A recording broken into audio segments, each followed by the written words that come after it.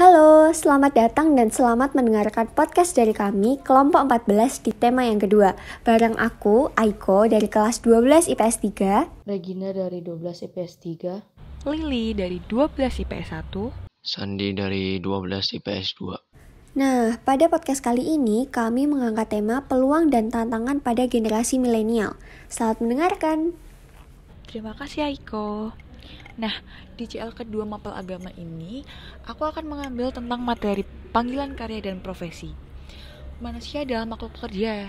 Tanpa bekerja, manusia kehilangan jati dirinya sebagai manusia.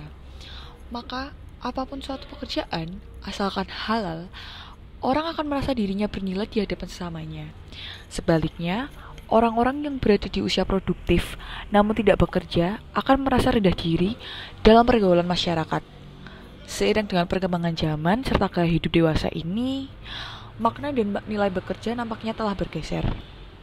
Manusia zaman sekarang kebanyakan bekerja untuk mengumpulkan modal. Modal dan uang yang dikejar demi uang itu sendiri, dan tidak lagi mempertimbangkan kesejahteraan bersama. Padahal, arti kerja adalah usaha yang dilakukan manusia untuk mendapatkan penghasilan demi memenuhi tujuan tertentu.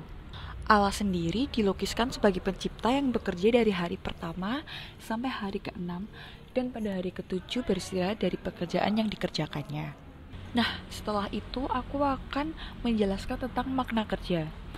Yang pertama ada makna dari arti ekonomis, yaitu memenuhi dan menyelenggarakan kebutuhan-kebutuhan hidup yang primer. Yang kedua ada makna sosiologis. Kerja selain sebagai usaha untuk memenuhi kebutuhan sendiri, sekaligus juga mengarah kepada pemenuhan kebutuhan masyarakat. Yang ketiga ada makna antropologis. Kerja memungkinkan masyarakat untuk membina dan membentuk diri dan pribadinya. Dengan bekerja, manusia menjadi lebih bisa menjadi teman bagi samanya dengan menggunakan akal budi, kehendak, tenaga, daya kreatif, serta bertanggung jawab terhadap kesejahteraan umum. Bekerja juga mempunyai tujuan loh, antara lain mencari nafkah. Kebanyakan orang bekerja untuk mencari nafkah, mengembangkan hidup jasmaninya, dan mempertahankannya. Yang kedua ada memajukan teknik dan kebudayaan. Nilai yang mau dicapai ini lebih bersifat kerohanian. Dengan bekerja, orang dapat memajukan salah satu cabang teknologi atau kebudayaan, dari yang paling sederhana sampai kepada yang paling tinggi. Dan yang ketiga ada menyempurnakan diri sendiri. Dengan bekerja, manusia lebih menyempurnakan diri sendiri. Ia akan menemukan harga dirinya, atau lebih tepatnya, ia mengembangkan kepribadiannya. Dengan kerja, manusia lebih memanusiakan dirinya. Sebagai manusia, kita nggak cuma bertumbuh, tapi juga berkembang menjadi lebih dewasa. Dan pasti kita ini memiliki panggilan hidup. Salah satunya adalah panggilan profesi untuk bekerja. Ngomongin tentang kerjaan, pasti buat melamar bekerja pada suatu perusahaan, kita butuh CV dan SLP dong. Bener, tema kedua ini kami masih membahas sama materi bahasa Indonesia tentang lowongan pekerjaan. Tapi di sini kami menambahkan CV di dalam materi kali ini.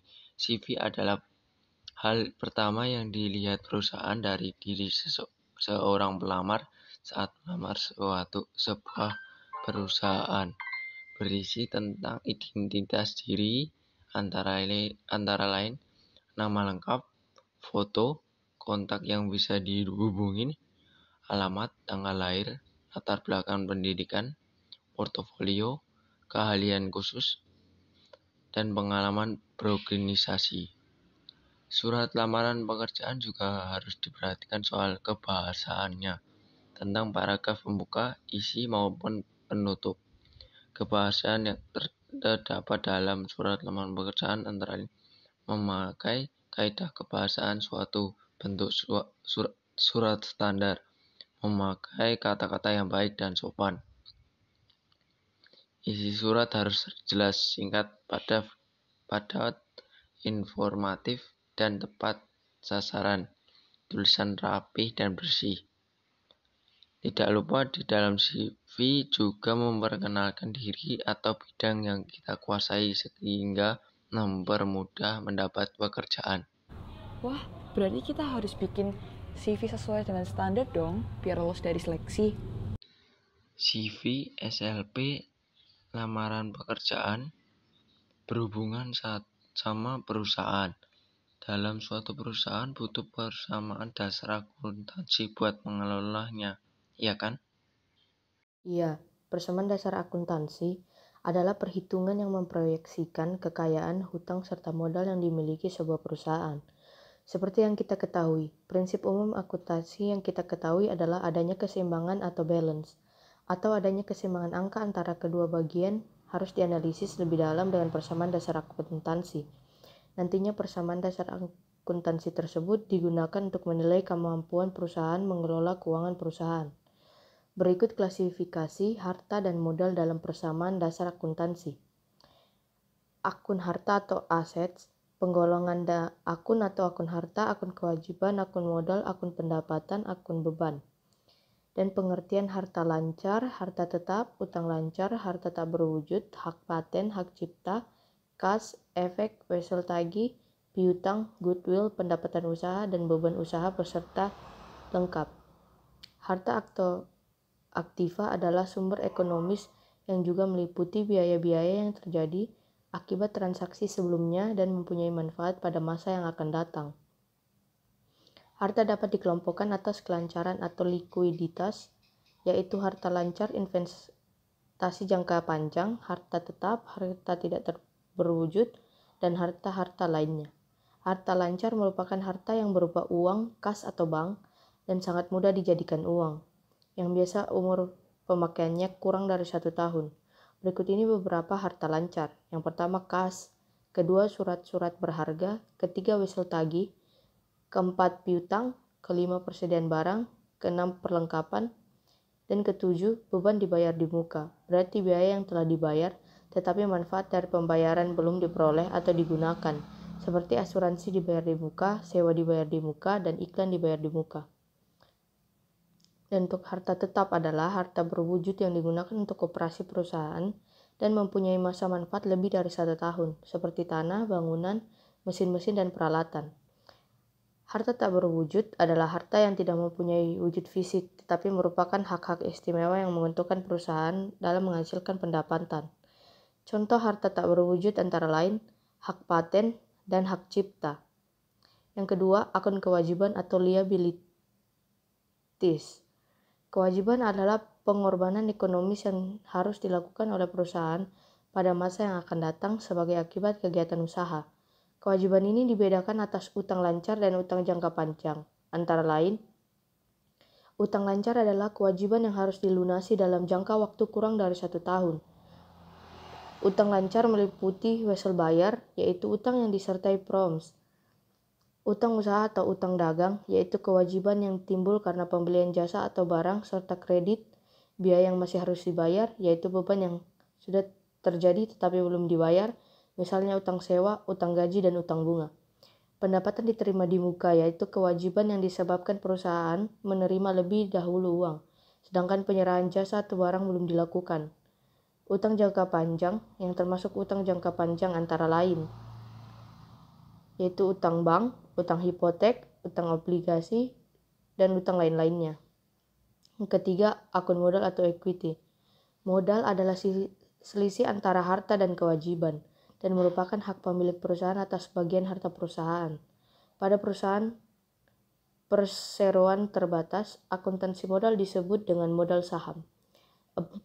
Akun pendapatan. Pendapatan adalah hasil atau penghasilan yang diperoleh perusahaan. Pendapatan dibedakan berdasarkan pendapatan usaha dan pendapatan di luar usaha. Yang kelima, akun beban. Beban adalah pengorbanan yang terjadi selama melaksanakan kegiatan usaha untuk memperoleh pendapatan. Dapat dibedakan berdasarkan beban usaha dan beban lain-lainnya. Wah, ternyata klasifikasinya bermacam-macam ya, lebih terperinci juga sesuai sama jenis-jenisnya. Bener banget, saat pandemi gini, kita jadi bisa akses informasi lebih banyak kan? Apalagi kita selalu pakai HP setiap saat. That's right. Nowadays, mobile phones are always used by the public, especially during a pandemic. Everything can be done from mobile phones.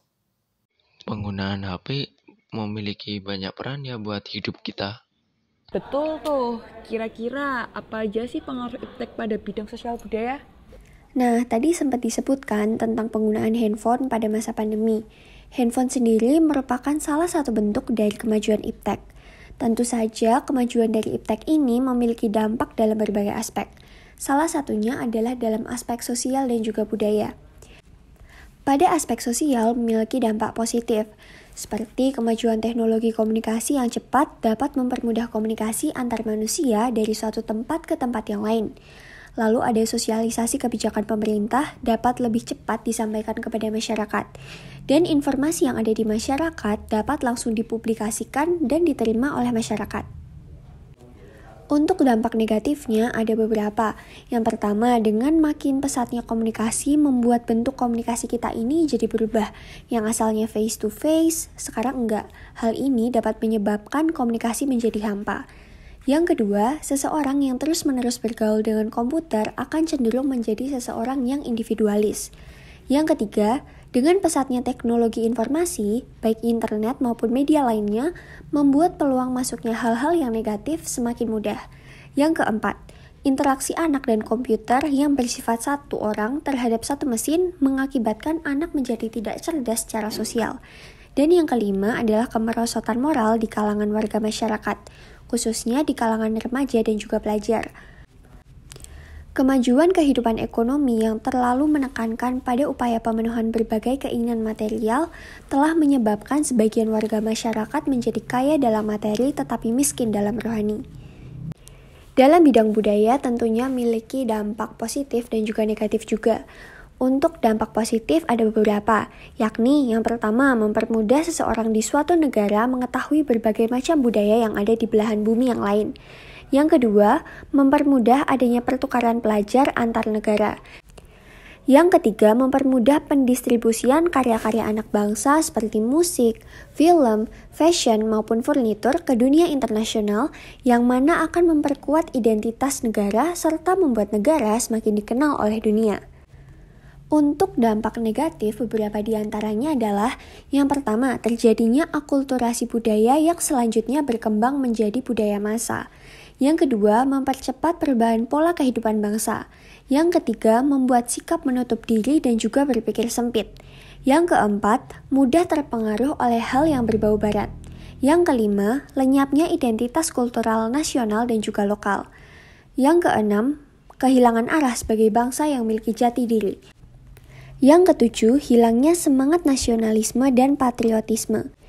Dan yang kedelapan, cenderung pragmatisme dan maunya serba instan. Wah, banyak juga pro dan kontranya. Ini baru bidang sosial budaya, belum lagi bidang yang lain. Bener banget. Pasti ada banyak dampaknya yang lebih jauh lagi. Ngomongin tentang HP, iptek, aku jadi mikir nih, zaman dulu kira-kira ada pelanggaran nggak ya? Pasti bisa diakses lewat internet kan? Jelas bisa dong, tentunya pada zaman dulu terdapat banyak penyimpangan. Salah satunya pada masa demokrasi terpimpin. Penyimpangan yang paling berat pada masa itu adalah gerakan G30 SPKI. Karena pada waktu itu semua sendi-sendi kehidupan lumpuh.